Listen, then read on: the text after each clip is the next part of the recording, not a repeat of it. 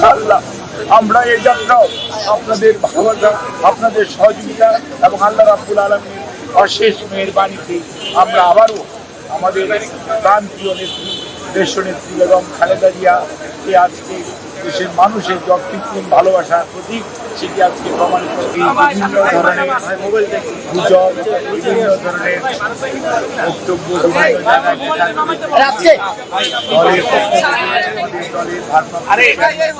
জনাব তারেক রহমান সার্বক্ষণিকভাবে তার চিকিৎসার তদারকি করছেন। চিকিৎসার সমস্ত বিষয়ে দলের মহাসচিব এবং দলের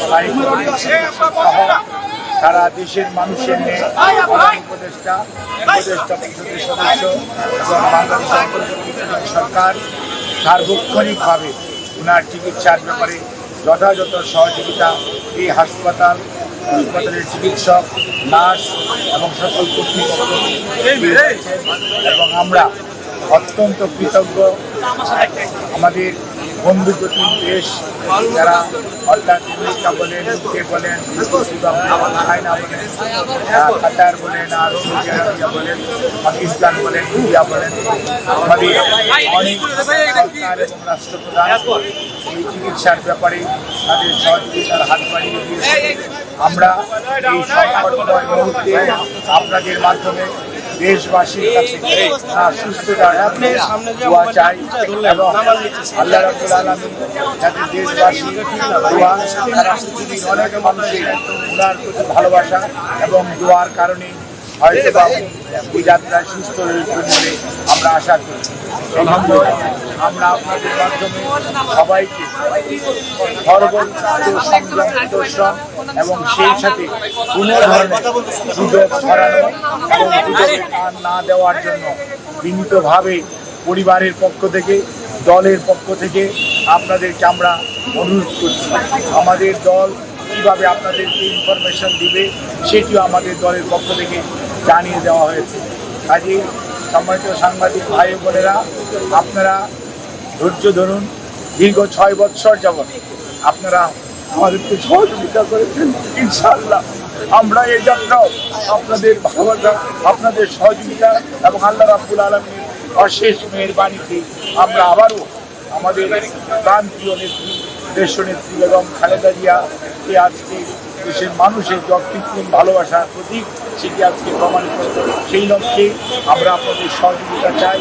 আমাদের ভারপ্রাপ্ত চেয়ারম্যান জনাব তারেক রহমান আপনাদের সবাইকে অনুরোধ করেছেন যে ধৈর্য ধারণ করার জন্য এবং উনি সার্বক্ষণিকভাবে বিরামহীনভাবে দেশি বিদেশি চিকিৎসকদের সমন্বয়ে গঠিত মেডিকেল টিমের সাথে সার্বক্ষণিক যোগাযোগ রাখছেন।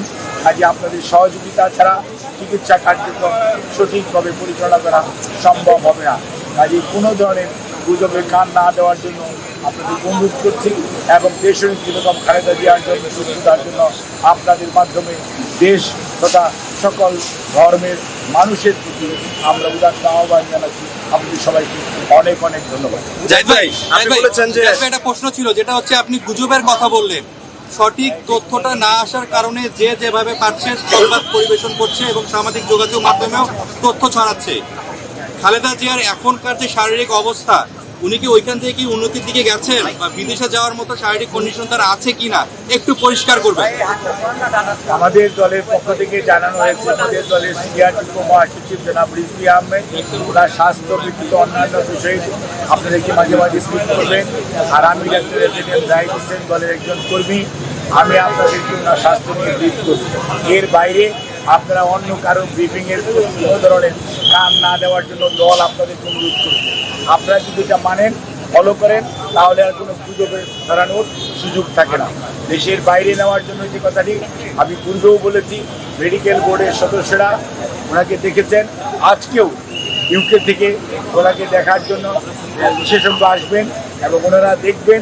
দেখার পরবর্তীতে ওনাকে যদি ট্রান্সফারেবল হয়, আমাদের যদি ট্রান্সফার করার প্রয়োজন পড়ে মেডিকেল বোর্ড মনে করে, তখনই ওনাকে সেই যথাযথ সময়ে ওনাকে চিকিৎসার জন্য দেশের বাইরে নিয়ে যাওয়া হবে। আমাদের সকল প্রস্তুতি আছে, কিন্তু সর্বোচ্চটা মনে রাখতে হবে যে রোগীর বর্তমান অবস্থা এবং সর্বোপরি মেডিকেল বোর্ডের পরামর্শের বাইরে কোনো কিছু করার চিন্তা এই মুহূর্তে আমাদের নেই। ধন্যবাদ।